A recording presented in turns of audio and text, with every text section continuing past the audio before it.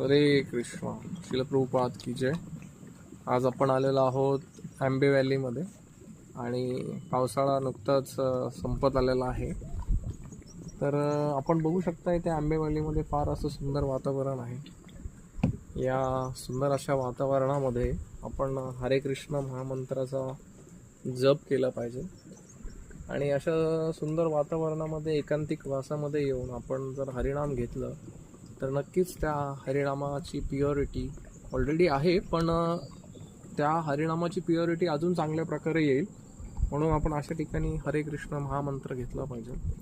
Hare Krishna Krishna Krishna Hare Hare, Hare Ram Ram Ram Hare Hare.